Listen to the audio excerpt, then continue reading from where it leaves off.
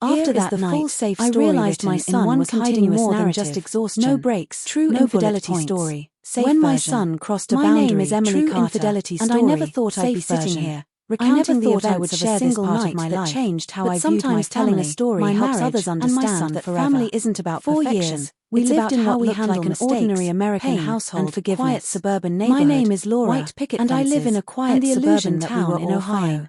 But as with many families, I believed I had everything figured out. My job, my home, beneath, and most importantly, it all began one late evening as a mother when I noticed something off about my son. But life has a way of testing us. He was 23, hardworking. Ethan was always graduated from college, thoughtful child. He had started his first job in the city, who never needed to be reminded twice to finish his homework. But that night, the door opened when he walked through the front door, and who could make me laugh with his silly impressions, and his shoulders slumped lower than usual. But as he grew older, I began to notice it didn't look like it came only from work. His laughter became less frequent. It looked like the weight of the world became more pressing down on him, and there was a weight in his eyes that told me he was carrying something heavy inside. Putting my book aside as he trudged past me, I convinced myself it was normal teenage behavior, but didn't answer the usual growing pains. Instead, but he went straight to his room.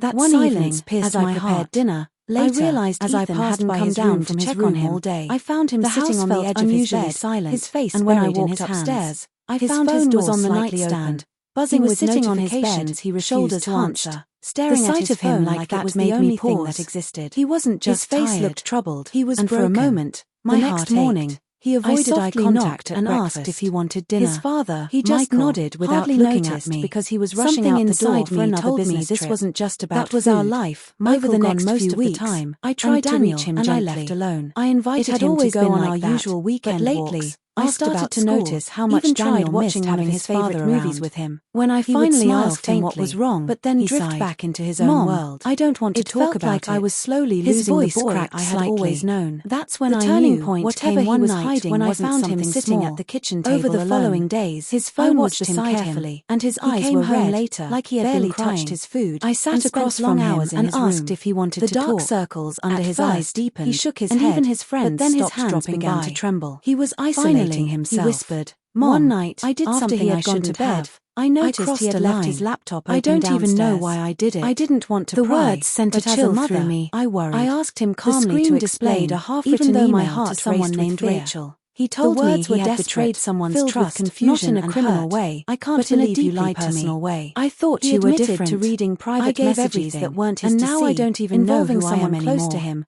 And then making choices based on that information that ended up hurting a friendship.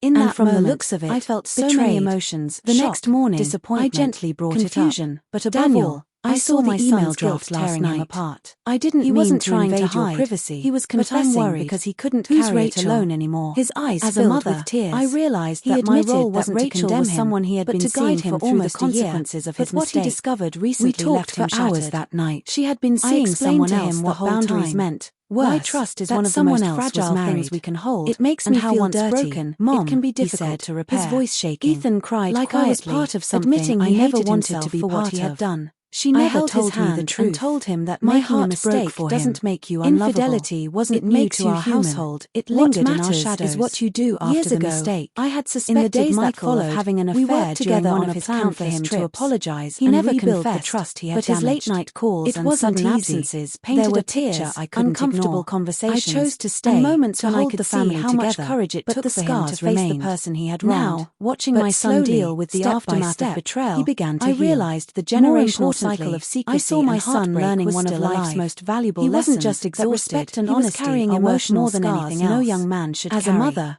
I had always imagined my role was to protect none of this was his fault. But that Rachel's choices I realized part of being a parent is also letting your child fall and teaching them how to stand ashamed of.